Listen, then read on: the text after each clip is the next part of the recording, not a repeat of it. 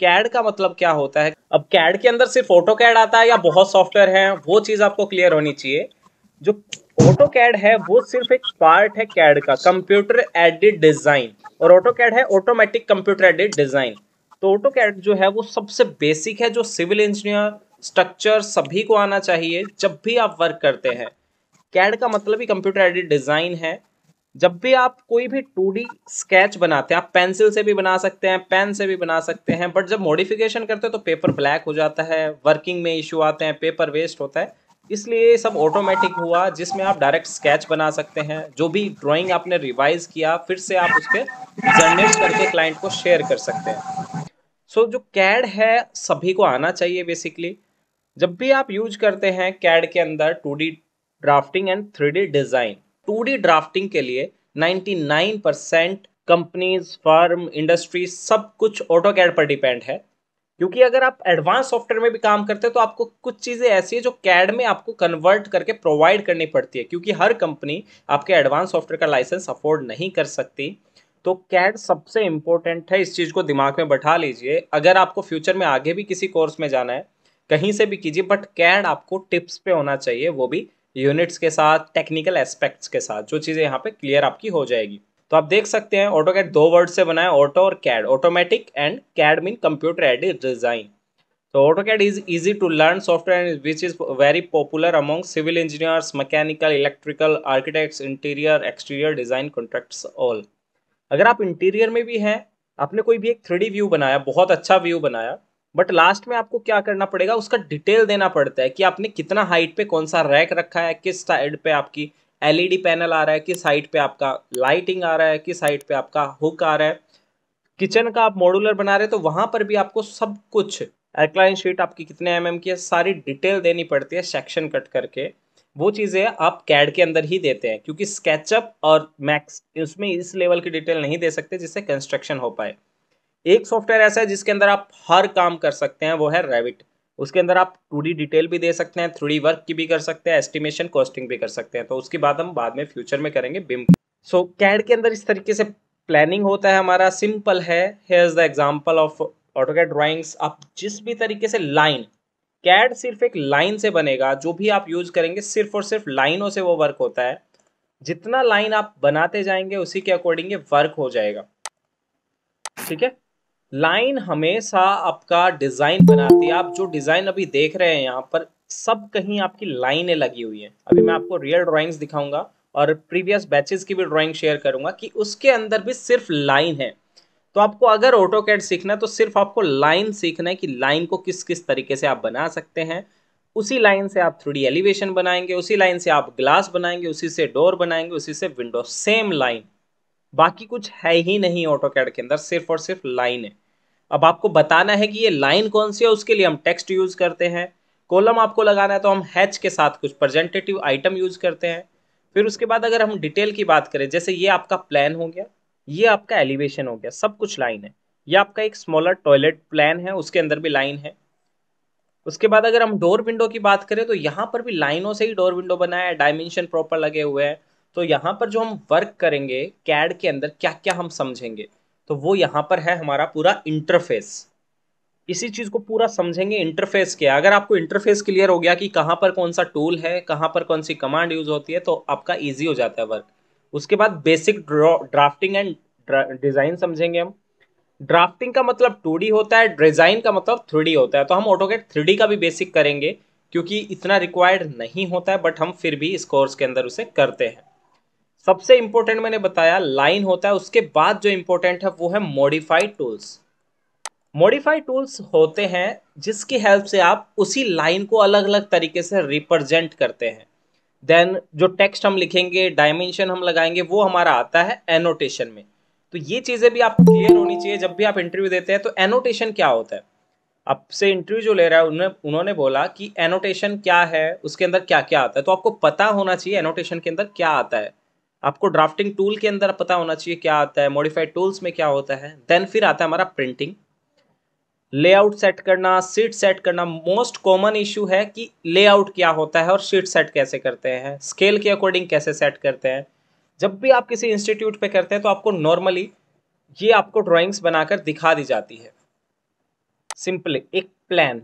जब भी आप किसी इंस्टीट्यूट से करेंगे, गारंटी है कि आपको सिर्फ एक प्लान बता के समझा दिया जाएगा कि किस तरीके से आपका एक प्लान बनता है। जैसे हमारे पास ये प्लान है, आप इसी पर वो 20-25 दिन लगा कर आ जाएंगे इंस्टीट्यूट पे और आपको लगेगा मुझे कैड आता है, और यहाँ पर आप कमांड करके आएंगे। अगर आपने कहीं से भी 1000 कमांड किए है, इंडस्ट्री में कमांड कितनी यूज होती है 20 to 30, सो हम वो 1000 भी करते हैं और वो 20-30 पर पूरा फोकस भी करते हैं। सिर्फ आपको ये सिखाते हैं। किसी भी इंस्टीट्यूट पे आपको ये ड्राइंग नहीं बताई जाती कि फाउंडेशन का डिटेल कैसे बनेगा, आपका बीम लेआउट, कॉलम लेआउट किस तरीके से बनेगा, कॉलम किस तरीके से होते हैं आपके, आपका प्लिंथ बीम, लिंटल बीम किस तरीके से बनेगा। तो हर एक डिटेल की हम बात करेंगे। जो भी आप यहाँ पर देख रहे हैं ग्राउंड फ्लोर पर कैसे वर्क होता है, आपके स्विचेस बॉक्सेस की कैसे डिटेल दी जाती है, लेवल्स कैसे अप डाउन किए जाते हैं, प्लस माइनस का वर्क कैसे दिया जाता है, हर एक चीज को हम वहां पर समझने वाले हैं। तो ये आता है हमारा सीट सेट के साथ। समीशन ड्राइंग में आता है plan, section, elevation and detail drawings with site plan. Site plan क्या होता है? जो भी आपका हाउस जिस भी कॉलोनी में है, जिस भी आपका स्ट्रीट में है, तो उसका एड्रेस, देन किसी भी एक मेन बेंचमार्क से या लैंडमार्क से आपके घर तक जाने का एक रफली स्केच हम बनाते हैं, वो आपका होता है साइट प्लान। देन आपका आता है रिविजन्स। जब भी क्लाइंट आपका है, जो आपका ओनर है एक तरह से वो क्लाइंट ही होता है, क्योंकि उसी की रिक्वायरमेंट को आप फुलफिल कर रहे हैं, उसी के अकॉर्डिंग आपको पे मिलेगा। जैसे हमारे ये जो आप देख रहे हैं ना, ये ड्राइंग अगस्त के बैच का लाइव प्रोजेक्ट है, जिसके अंदर, और हर बैच में ये आपका लाइव प्रोजेक्ट है दिसंबर बैच का। हर प्रोजेक्ट के अंदर अलग से आपका प्लान रहेगा, कभी भी सेम प्लान रिपीट नहीं किया जाएगा। इसके अंदर देखिए electrical first floor, second floor, section cut कर रखे हैं, तो हर डिटेल आपके साथ भी शेयर होगी, आप भी बनाना सीखेंगे, आपके बैच में भी बनाई जाएगी। अब रिवीजन क्या होता है? आपका कोई भी एक मेन प्लान है, ठीक है, ये मेन प्लान है, आपकी स्टेयरकेस यहां पर आ रही है, बट क्लाइंट हमें बोलता है जो आपका डोर आ रहा है ना, ये डोर मुझे हटाना है, ठीक है। और रिवीजन क्लाउड हम यहां दिखाएंगे। सबसे पहले जो रिवीजन जाता है वो R0 जाता है, उसके बाद R1, R2, R3 जितने भी रिवाइज करेंगे। तो जब आप इसको एक क्लाउड के अंदर रिप्रेजेंट करके शेयर करते हैं क्लाइंट के साथ कि हमने ये चेंज कर दिया, देख लीजिए आपका ये चेंज है, हमने कर दिया, तो जब आप R1 भेजेंगे ड्राइंग, वो होती है आपकी रिवाइज्ड ड्राइंग। ये हमारी साइट रिक्वायरमेंट या फिर क्लाइंट रिक्वायरमेंट के अकॉर्डिंग चेंज होती है, और उसके अकॉर्डिंग हमें रिवाइज करके शेयर करना पड़ता है। उस चीज़ को डिटेल में समझेंगे, क्योंकि इंडस्ट्री में वही काम आता है। एक बार में कभी कोई ड्राइंग फाइनल नहीं होती। कभी आप सोचे कि एक बार में ड्राइंग हमारी फाइनल हो जाती है, बेसिक अगर हो भी जाए तो वेल एंड गुड है, बट नहीं हो पाती है तो हमें रिवाइज करके शेयर करना पड़ता है। ये चीज़ हमें आनी चाहिए, रिवाइज कैसे होती है। एक्सटर्नल रेफरेंस, एक्सटर्नल रेफरेंस से आप कैड के अंदर बाकी सॉफ्टवेयर्स या फिर बाकी आपका जो वर्ड पैड, नोट पैड या फिर कैड की ही ड्राइंग को लिंक कर सकते हैं, लेकर आ सकते हैं, इमेज पीडीएफ अटैच करना है वो सब कर सकते हैं। पब्लिश के अंदर आपका प्रिंट पब्लिश आता है कि आपको किसी को मेल करना है प्रॉपर पीडीएफ्स बना के, तो पब्लिश आप कर सकते हैं आपकी ड्राइंग। आइसोमेट्रिक ड्राइंग होता है जो 2D की तरह होता है बट दिखता 3D है, होता लाइन से ही बनता है वो भी, बट सिर्फ एक आइसोमेट्रिक प्लेन चेंज करना पड़ता है, वो चीज़ हम समझेंगे। 3D मॉडलिंग हम डिफरेंट शेप्स में देखेंगे कि कैसे आप 3D मॉडलिंग में वर्क करते हैं। देन आप यहाँ पर समझ सकते हैं कि कैसे आपका वर्क होता है। सो ऑटोकैड बहुत इंपॉर्टेंट है, मैं बार बार बोल रहा हूँ। अगर आप टाइम दे सकते हैं प्रैक्टिस का, तभी आप ऑटोकैड चूज करिए या कोई भी सॉफ्टवेयर चूज करिए, क्योंकि जो 4 साल आप इंजीनियरिंग में करके आए हैं, 5 साल BR करके आए हैं, 3 साल डिप्लोमा करके आए हैं, उससे ज़्यादा आपको यहाँ मिलेगा सीखने को, बट प्रैक्टिस जरूरी है, प्रैक्टिस ही रिक्वायर्ड है।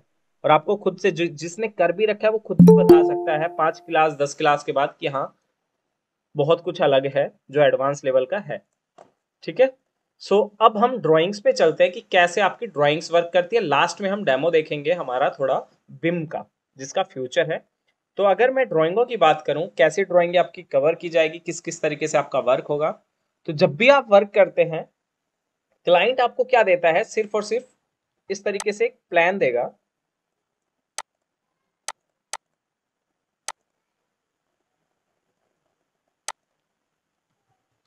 ठीक है, क्लाइंट आपको सिर्फ ये प्लान देते हैं कि हमारा ये हाउस है, इरेगुलर भी हो सकता है, ये रेगुलर भी हो सकता है। मतलब इरेगुलर का मतलब है सभी साइड अलग अलग भी हो सकती है, वो कैसे बनाते हैं वो भी समझेंगे।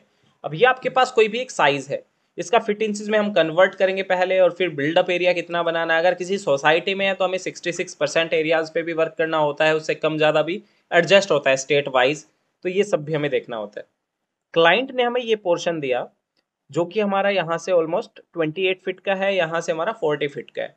क्लाइंट के कुछ नहीं पता है, उनको सिर्फ बाउंड्री लाइन है, उनके पास प्रॉपर्टी या रजिस्ट्री का पेपर है। अब आपको बनाना है इसके ऊपर कि लॉन कहाँ पे आएगा, टॉयलेट किस तरीके से एडजस्ट करना है, एंट्री किस तरफ आनी चाहिए, स्टेयर केस किस तरफ आएगा हमारा, बेडरूम कैसे बनेंगे, आपको उसके अंदर डोर कौन से लगाने हैं। क्लाइंट की रिक्वायरमेंट रहेगी, उनका बजट रहेगा, बट अगर उनका बजट सब कुछ ओके है, हर चीज़ ओके है, तो आप ही को प्रेफर करना पड़ेगा कि आप यहाँ पर यूपीवीसी लगाइए, आप यहाँ पर वुडन लगाइए।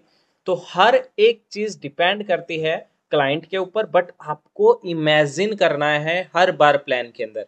ऐसा नहीं है आप हर क्लाइंट को सेम ही प्लान बनाकर दे रहे हैं। ठीक है, ये हमारा प्लान है। अगर मान लीजिए इसके पीछे की तरफ हमारा किसी और पर्सन का प्रॉपर्टी है, साइड में भी सिर्फ फ्रंट हमारा ओपन है, तो जो ओपनिंग के लिए होता है हमारे पास नॉर्थ ईस्ट तो बच ही नहीं रहा। सबसे बेस्ट होता है जो वास्तु के अकॉर्डिंग, वो होता है ईशान कोण, नॉर्थ ईस्ट। उसके बाद हमारे टॉयलेट्स वगैरह के लिए होता है north west to west south, ये भी हमारा चल जाता है, हमारा साउथ वेस्ट भी हम ले सकते हैं। तो ये पोर्शन कभी भी आप नॉर्थ ईस्ट या साउथ ईस्ट के अंदर टॉयलेट्स वगैरह, सेप्टिक टैंक्स, ये एडजस्ट नहीं करेंगे। तो वास्तु का भी हम यहाँ पर समझेंगे प्रॉपर। अगर आप एडवांस वास्तु समझना चाहते हैं तो आपको वास्तु के लिए भी क्लासेस लेनी पड़ती है, बुक्स पढ़नी पड़ती है, बट जितना आपका रेजिडेंशियल में यूज होता है ना, उतना मैं आपको वास्तु का भी समझाऊंगा कि कैसे आप एक हाउस बना सकते हैं वास्तु शास्त्र से। तो ये आपके पास प्रॉपर्टी आ गया, आप सब कुछ इसमें चेक करेंगे कि कितना एरिया है। तो किसी भी प्लॉट का एरिया चेक करना हो तो आप दोनों साइडों को मल्टीप्लाई करेंगे, अदरवाइज यहाँ पर टूल है हमारे पास एरिया। ओके, यहाँ पर आपने किया object select and then okay. तो यहाँ पर आपके पास आ गया 1139 स्क्वायर फीट एरिया। 1139 को आपको यार्ड में कन्वर्ट करना है, तो आप 9 से डिवाइड कर दीजिए, वो भी आपका आ जाएगा। ये कन्वर्टर भी हम समझेंगे।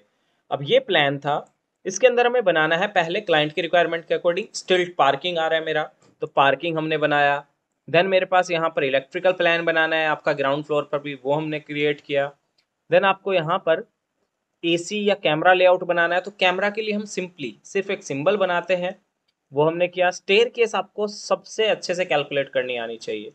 अगर हम ग्राउंड फ्लोर पे जाते हैं, ग्राउंड फ्लोर पे हमारे डोर विंडोज इस तरीके से आएंगे, ये हमारा प्लान रहेगा। यहाँ पर मेरा स्टेयर केस है, किचन है। अब किचन हमारा साउथ ईस्ट में आता है, अग्निकोण जो हमारा होता है। उसके बाद स्टेयर केस हमारा साउथ की तरफ आ सकता है, और हमें साउथ की तरफ जो होता है फेस, वो थोड़ा अप रखना पड़ता है, हैवी रखना पड़ता है। सेंटर जितना भी होता है घर का वो ओपन होना चाहिए, ज़्यादा से ज़्यादा हॉल में कवर हो ताकि स्पेस रहे, ओपन स्पेस, तो थोड़ा पॉजिटिव वाइब्स रहती है। टॉयलेट्स वगैरह आप नॉर्थ ईस्ट में एडजस्ट कर सकते हैं, सॉरी नॉर्थ वेस्ट में एडजस्ट कर सकते हैं। सेप्टिक टैंक्स आप एडजस्ट कर सकते हैं। ये चीज़ें वास्तु के अकॉर्डिंग काम करेगी। अब ये प्लान हमने बेसिक बनाया, बट इसी के अंदर मुझे स्ट्रक्चर का भी लेआउट बनाना है फिर। तो यहाँ पर हमारा रेनफोर्समेंट आएगा कि हमारा यहाँ पर B4 आ रहा है, B1 B2। B1 से मतलब है आपका बीम है, साइज आपका सेम हो सकता है, बट बीम के अंदर कहीं पे आपकी डेप्थ कम है, कहीं पे आपका रिबार का साइज कम है, तो वो चीज़ें आती है। ये रेनफोर्समेंट के अंदर आप करते हैं। देन इलेक्ट्रिकल के अंदर आपको लाइटिंग किस तरीके से लगानी है, इनको बहुत ईजी वे में हम समझेंगे, हर एक चीज़ आपकी एक क्लियर हो जाएगी। फिर हमारी प्लम्बिंग की बात आती है कि प्लम्बिंग के अंदर क्या होता है। तो प्लम्बिंग की जब भी बात आती है तो सबसे पहले हमारे टॉयलेट्स की बात आती है। देन ध्यान में रखना होता है हमें कि रूफ से जो रेन वाटर आएगा वो किस तरीके से जाएगा, तो वो भी हमारा मेन फैक्टर होता है। तो इन हर चीज पे ध्यान देते हुए ड्राइंगों पे चलेंगे। सो लिंटल बीम सभी को पता होना चाहिए, जो बेसिक टर्म है वो सभी को क्लियर होनी चाहिए। अगर नहीं पता है तो आप बिना चिंता के बता सकते हैं, मैं वही चीज क्लियर करूंगा। मैंने पहले बताया जो इंजीनियरिंग में आप करके आए ना, उससे बहुत ज्यादा चीजें आपको मिलेगी, तो हर एक चीज आप पूछ सकते हैं, क्योंकि उसके बाद दोबारा आपको मौका भी नहीं मिलेगा, क्योंकि आप वर्किंग में हो जाएंगे।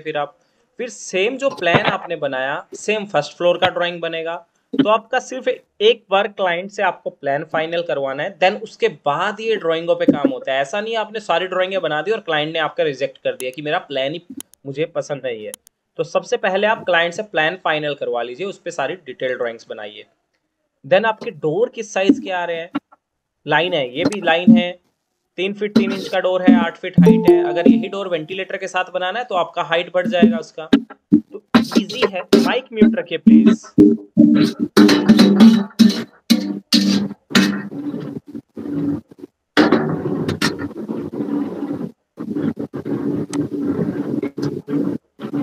सिल लेवल क्या होता है, जिससे मैं पूछूं वो बताएगा। साहिक अब्दुल, सिल लेवल क्या होता है?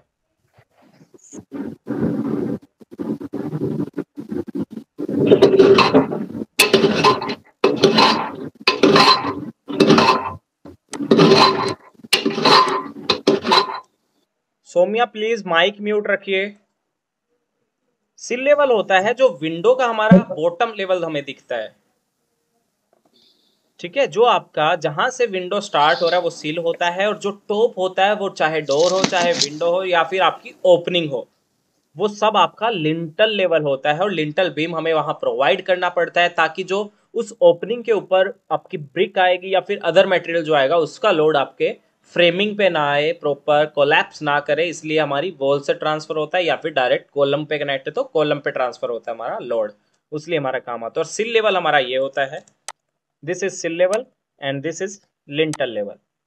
तो जो टॉप होता है विंडो डोर का ओपनिंग का वो आपका lintel level, and then bottom of window door वो आपका सील होता है। और हमारा जो डोर का होता है वो 0 FFL होता है, क्योंकि हमेशा आपका फ्लोर फिनिश पे लगता है डोर। तो ये ड्राइंग आप समझ सकते हैं। सेम इसी में फाउंडेशन डिटेल आप बना सकते हैं। उसके बाद आपको यूज करना है उसका टाई बीम कैसे बनेगा, वाटर टैंक आप किस तरीके से बना सकते हैं, ये डिटेल ड्राइंग्स भी आपको प्रोवाइड की जाएगी, आपको सिखाया जाएगा रिबारिंग कैसे होगी, टाइल किस तरीके से लगती है। तो जितना इजी इसमें दिख रहा है ना, इतना ही इजी है बनाना, सिर्फ एक बार अंडरस्टैंडिंग की जरूरत है कि कैसे वर्क होगा, सिर्फ इतना सा है। ये हर एक चीज बहुत इजी वे में बताऊंगा, बस आपको प्रैक्टिस करना है सेम डे। देन आप जो भी बिल्डिंग आपने बनाया है, इसमें हमने बना दी 4 फ्लोर, ठीक है, 3 फ्लोर हमारा थर्ड फ्लोर तक था, एक मुमटी है तो 4, एंड देन मुमटी हमारा दिखेगा। अब इसका इमेजिन करना है हमें, हम रोड पर खड़े हैं, किसी भी साइट के फ्रंट पे खड़े हैं और वो बिल्डिंग कैसा दिख रहा है। सो वो बिल्डिंग का एलिवेशन कहलाता है। अब यही एलिवेशन आप स्केचअप मैक्स रैबिट में बहुत बेटर बना सकते थे, बट इसका डिटेल तो हमें कैड में ही देना पड़ेगा ना। रैबिट में आप डिटेल भी दे सकते हैं कि कितना अप है, कितना प्लस है, कितना माइनस है। ये आपका CNC जाली हो गया। जो लेवल आपका 0 0 है, जैसे वॉल का फ्रंट हमने लेवल लिया, ये आप समझेंगे यहाँ पर जो वॉल आ रहा है उसका लेवल मैंने लिया 0 0 यहाँ पर। अब इससे आगे जो भी पार्ट आ रहा है वो प्लस है, इससे अंदर जो भी पार्ट आ रहा है वो माइनस होता है। तो प्लस माइनस का वर्क भी आप उसे बोल सकते हैं। तो हमारा 0 0 अगर ये वॉल हुआ, इससे बाहर देखिए 4 फीट पे बालकनी का प्रोजेक्शन आ रहा है, ये हमने प्लस में दिखाया हुआ है। तो ये बहुत इजी वे में इसको समझ के वर्क कर पाएंगे आप, ठीक है। देन अगर मैं यहाँ पर स्ट्रक्चर ड्राइंग की बात करूँ, सभी की स्ट्रक्चर की, तो स्ट्रक्चर ड्राइंग भी बहुत इजी है। अगर आपको एक बार क्लियर हो गया, सिविल में हमारा स्ट्रक्चर ही होता है, अगर आप फ्यूचर में स्टैड प्रो ई टैब्स पे लोड भी कैलकुलेट करते हैं तब भी आपको कैड का वर्क आना चाहिए, क्योंकि जो आपके अंडर ड्राफ्ट्समैन रहेगा उसको तो आप बताएंगे ना कि ग्रिड टू ग्रिड कितना गैप है, कितनी गैप के बाद कितना स्पैन आपका होना चाहिए, तब आपका कॉलम C1 आ रहा है, C1 का स्ट्रेंथ कितना है, कितना रीबार आ रहा है, उसमें 16 mm के 6 आ रहे हैं या 12 mm का 4 आ रहा है, 216 mm के आ रहे हैं, इस तरीके से। रिंग जो होता है आपका 8 mm का रिंग होता है, वो कितनी दूरी पर आ रहा है, उसका सेक्शन किस तरीके से कटेगा। तो ये चीजें आप स्टैड प्रो पे कैलकुलेट करके आपके ड्राफ्ट्समैन को देते हैं। और कभी भी आप जब ड्राइंग बनाते हैं तो रैंडम आपको जब आइडिया हो जाए उस टाइम तो अच्छा है, कोई आप बना सकते हैं रेजिडेंशियल, बट अगर कोई बड़ा प्रोजेक्ट आप बना रहे हैं, स्कूल इंडस्ट्री बिल्डिंग, तो कभी भी आप उसमें आइडिया से अपने कॉलम बीम एडजस्ट नहीं करेंगे। आप जरूर, आपको पे करना पड़ सकता है अगर आपको खुद से नहीं आता, बट स्टैड प्रो या ई टैब्स पे लोड कैलकुलेट जरूर करवाना है उस बिल्डिंग का, ठीक है। रेजिडेंशियल में आपको आइडिया हो जाता है तो आप आइडिया कॉलम वगैरह दे सकते हैं साथ में, क्योंकि सेम साइज के प्लॉट होते हैं ऑलमोस्ट। 150 यार्ड का हो गया आपका, ठीक है, इसी तरीके से होता है। 1300-1400 गज के होते हैं, 1300-1400 आपका स्क्वायर फीट का प्लॉट होता है, उसमें आप वर्क कर सकते हैं। बट जब भी आप कोई अलग बिल्डिंग बना रहे हो तो उसका लोड कैलकुलेट जरूर करना है आपको कि कितने पे रिंग दे, किस साइज के कॉलम बीम आएंगे, किस साइज के रिबारिंग आएगी। कभी भी ऐसा नहीं है आप आइडिया से बनाएंगे। अब हर एक चीज का आप डिटेल बना सकते हैं, जैसे आपका वॉल आ रहा है, बाउंड्री वॉल। अब बाउंड्री वॉल के अंदर ये चीज हमने दिखाया, ये हमारा लाइट पॉइंट आ गया, ये हमारा वॉल, जो हमारा वॉल टू वॉल गैप है, जो हमारा पिलर आएगा वो आ गया, यहाँ पर मेरा डोर आ गया, ये रैंप आ गया। अब इसमें भी देखिए +9 इंच दिखा रखा है, क्योंकि प्लस जो हमारा 0 है, ±0 है, वो वॉल लेवल है, इससे बाहर 9 इंच निकला हुआ है हमारा पार्ट, ब्रिक का पार्ट। तो ये पार्ट हमारा 4 इंची पे है, ये 9 इंची पे है, और जो इसके बैक में हम रखेंगे वो 0 पे, तो प्लस माइनस वर्क होता है।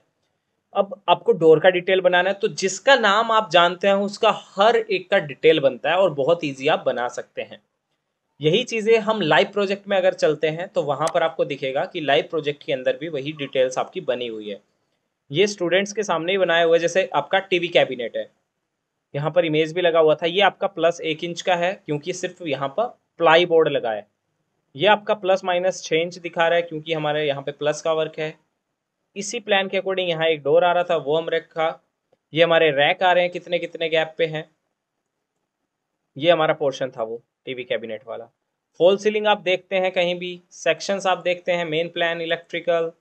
आपको किसी भी बीम का छोटा डिटेल बनाना है तो 3 हमारे रिबार आ रहे हैं 16-16 के, ये बीच में आ रहे हैं हमारे 2 12 के, 8 आ रहे हैं इसमें, ये 8 का रिंग आ रहा है 6-6 इंच के गैप पे। ठीक है, ट्रेड का डिटेल आपको देना है, स्लैब का डिटेल आपको देना है। तो ये फ्लोर फिनिश हो गया। फ्लोर फिनिश क्या होता है, जो भी आपका ग्रेनाइट में आप जब देखते हैं घर बन जाता है तो ग्रेनाइट, वुडन फ्लोरिंग सब आपको मिलता है। एक होता है आपका टॉप ऑफ कंक्रीट यानी स्लैब। लेंटर जो आप बोलते हैं वो स्लैब होता है, बेसिकली वो होता है टॉप ऑफ कंक्रीट। उससे ऊपर आपका 50 mm यानी कि 2 इंच का हम फ्लोर फिनिश लेकर चलते हैं। फ्लोर फिनिश के अंदर आपका कोई भी फिनिश होता है, ग्रेनाइट होता है, मार्बल, टाइल्स, या फिर आपका वुडन फ्लोरिंग, और बहुत तरह की पीयू कोटिंग आपका हो गया, या फिर पीसीसी में ही आपको कंक्रीटिंग डालनी है, वो फिनिश में आता है। बट जब आप लेंटर डालते हैं तो वो आपका टीओसी, टॉप ऑफ कंक्रीट कहलाता है, स्लैब कहलाता है। और यही चीज अगर आपकी ग्राउंड फ्लोर पर आ रही है तो वो ग्रेड स्लैब आता है, जो कि आपका जिसमें आरसीसी नहीं होता। ठीक है, फाउंडेशन के बहुत टाइप होते हैं। आपका आइसोलेटेड फुटिंग होता है, जैसे ये सेक्शन के अंदर दिखाया हुआ है। ये जो पार्ट है आइसोलेटेड फुटिंग का है, हर कॉलम के नीचे आपका ये फुटिंग जा रहा है। आपको स्लोप ट्रेपेजोइडल चाहिए, आपको रेक्टेंगुलर फुटिंग चाहिए, तो इजीली आप बना सकते हैं। यहां पर आप देखेंगे ये लेवल्स हैं। जो आपका ग्राउंड फ्लोर है, जब भी आप घर बनाते हैं उसका लेवल करते हैं। देन आप चाहते हैं कि आपका हाउस रोड लेवल से कुछ ऊपर बने तो वो आप डिफाइन करते हैं। अगर आप चाहते हैं रोड लेवल पे ही रहे तो सेम बन सकता है। जो आपका FGL है, ये इसका मतलब है फिनिश ग्राउंड लेवल। आपकी फिनिशिंग करने के बाद जो ग्राउंड का लेवल आ रहा है हमने वो माना 0-0, उससे 6 इंच ऊपर एक स्लैब डाला, वो हमारा FFL, फ्लोर फिनिश लेवल, जिसके ऊपर आपका ग्रेनाइट कंक्रीट वगैरह आएगा। ठीक है, अब ये आपका कोई प्लान है, यहाँ पर ये प्लान है, इसको हमने रोटेट किया तो ये इसका सेक्शन कट होके आ रहा है, जैसे आप यहाँ भी देख सकते हैं। ये प्लान था, जहां जहां पर वॉल है XL एंटर, V एंटर। मैं यहाँ पर देखिए वॉल बनाता हूँ, लाइन बनाता हूँ, सिर्फ लाइन से ही काम होगा। तो ये जो लाइन है ना, ये नीचे जाके कनेक्ट हो रखी है, ये देखिए ओवरलैप यहाँ पर हो रखी है। तो ये लाइनों की हेल्प से हमने ये डिज़ाइन बनाया। अब इसी के अंदर ये फुटिंग है मेरा कितना डाउन जा रहा है, ये सब लोड कैलकुलेशन के बाद पता चलता है और टेंटेटिव आइडिया मैं आपको दूंगा। यहाँ पर हमने बीम प्रोवाइड किया जो कि हमारे कॉलम पे होल्ड हो जाएगा। ये मैंने डिज़ाइन रखा MS पाइप में। ये मेरा फर्स्ट फ्लोर पर हम आ गए। और फर्स्ट फ्लोर पर आने के बाद हमने क्या डाला, TOC, टॉप ऑफ कंक्रीट। यहाँ पर देखिए टॉप ऑफ कंक्रीट मैंने प्रोवाइड किया हुआ है, टॉप ऑफ कंक्रीट। तो यहाँ तक आपका लेंटर था टॉप ऑफ कंक्रीट, बट इससे ऊपर 2 इंच, ये जो है 2 इंच, ये आपका फिनिश है। इसके अंदर ग्रेनाइट भी हो सकता है, जो भी क्लाइंट की रिक्वायरमेंट है, बजट है, उसके अकॉर्डिंग।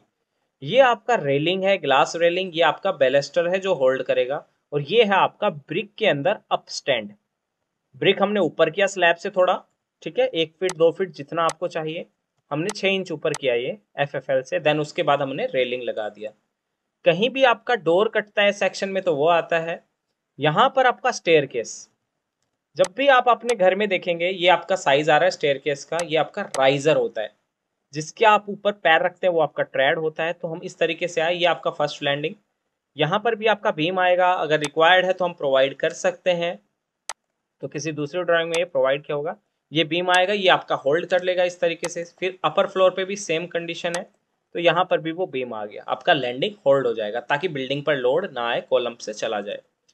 ये हमारा FFL है, यहाँ आके कनेक्ट हो जाएगा। टेरेस पर आप आ गए, टेरेस पे आपको डोर विंडो दिखाने दिखा सकते हैं। आपको टॉयलेट, अब देखिए यहाँ पर टॉयलेट आ रहा है आपका, ये टॉयलेट है, और सेक्शन लाइन जो जा रही है ना वो टॉयलेट को क्रॉस करते हुए जा रही है। तो हमने यहाँ पर टॉयलेट को एलिवेशन में दिखाया। यहाँ पर देखिए वॉश बेसिन लगा हुआ है, यहाँ पर मिरर, एंड देन ये हमारा हैंड फॉसेट हो गया, ये हमारा WC, ये शावर। तो हर एक चीज आप प्रोवाइड कर सकते हैं इजिली।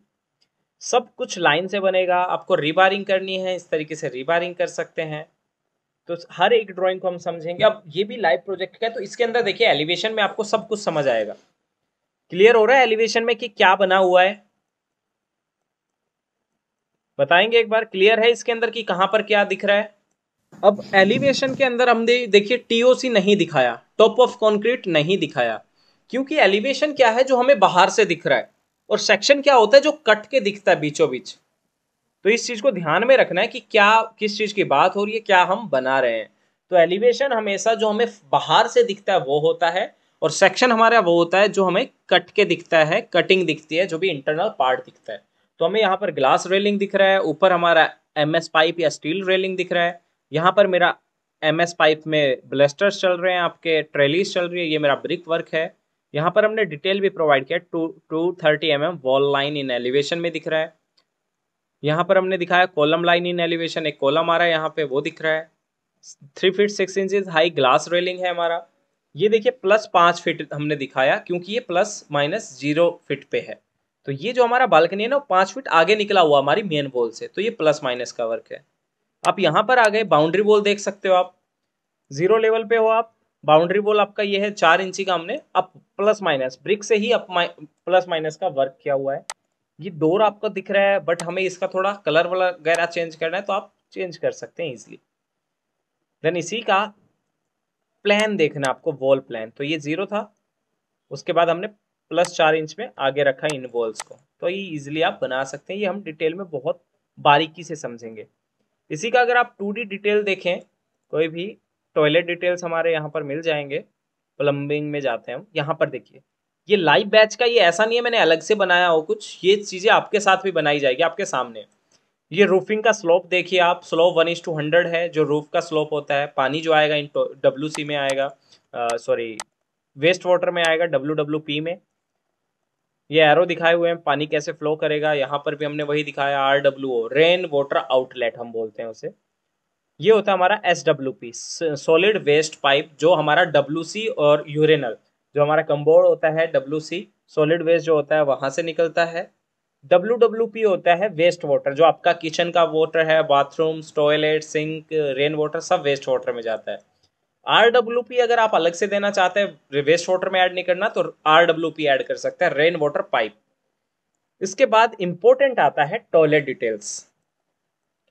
टॉयलेट डिटेल आपने इसी प्लान में से चूज किया, ये आपके पास देखिए प्लान है, ये टॉयलेट्स हैं, लाइटिंग का दिखाया हुआ है। मेन प्लान पे जाइए, ये आपके टॉयलेट है।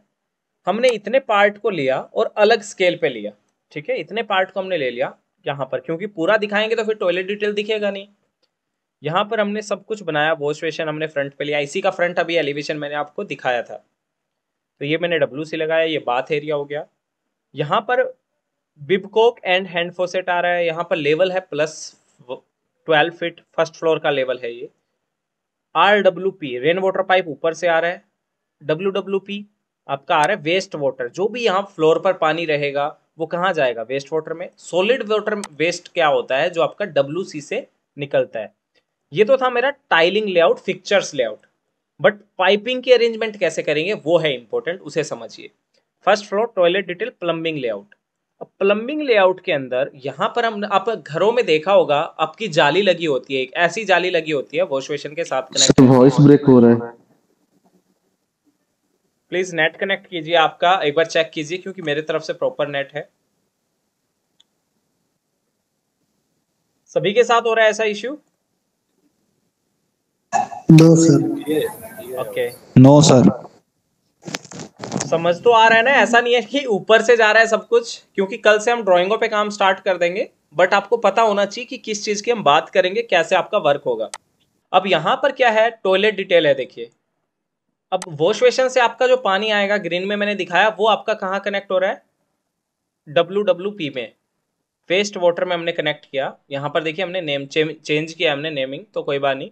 प्लम्बिंग में हम आए और जो ग्रीन पाइप है वो हमारा यहाँ कनेक्ट हो गया। कभी भी कनेक्शन 90 डिग्रीज पे नहीं करने होते, तो हमारा वेस्ट वाटर के अंदर हमारा ग्रीन वाला पाइप आ रहा है, जो कि हमारा फ्लोर वाटर रहेगा। ऐसी जाली आपने देखी होगी, हर बाथरूम में मिलती है, हर टॉयलेट्स में दिखती है।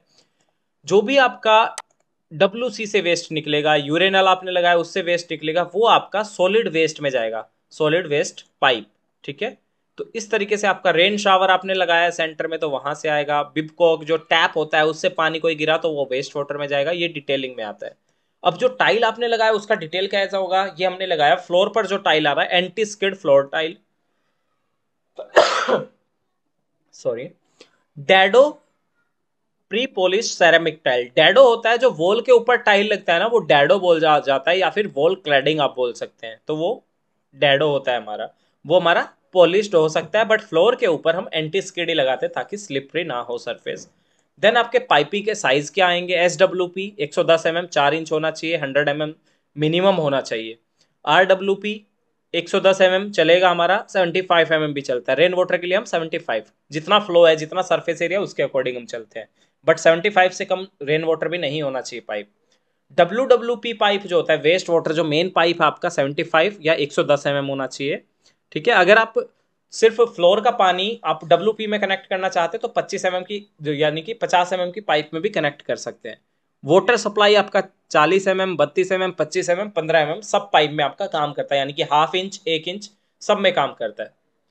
ठीक है, सो ये डिटेल भी आप इस तरीके से कर पाएंगे बहुत इजी वे में। अब इलेक्ट्रिकल की बात करें तो फैन कैसे लगाते हैं, ये भी स्टूडेंट्स को ही बताया गया है, तो हर एक चीज़ आप इजीली कर सकते हैं। ये फैन हमने लगाया, लाइटिंग अलग अलग तरीके से आप लगा सकते हैं।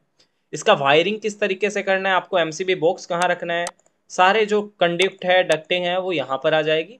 स्टेयरकेस में हमने MCB लगा दिया। Switch box 1, switch box 2, fan लगाना है आपको, किचन के अंदर कंपोनेंट्स लगाना है, सब कुछ बहुत ईजी है, बस आपको टाइम देना है। जो सिंबल्स हैं बोर्ड सिंबल वो आप कर सकते हैं।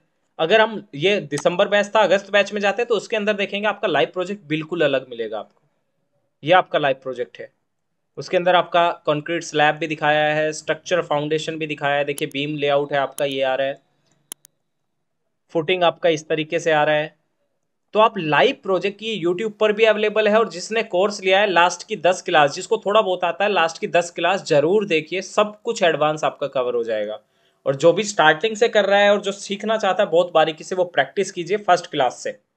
ठीक है, सो हर एक चीज आपकी कवर की जाएगी। ये देखिए नेक्स्ट कोई लाइव क्लास है, लाइव बैच है, तो इसके अंदर भी वही इलेक्ट्रिकल लेआउट आपका यहाँ पर नेम से होगा, प्लम्बिंग लेआउट, टॉयलेट डिटेल। देखिए इसका प्लान बिल्कुल अलग है, यहाँ मैन होल तक हमने कनेक्ट किया, सब कुछ GT तक कनेक्ट किया, सॉइल पाइप आ रहा है, ये आपके लीजेंड्स हो गए।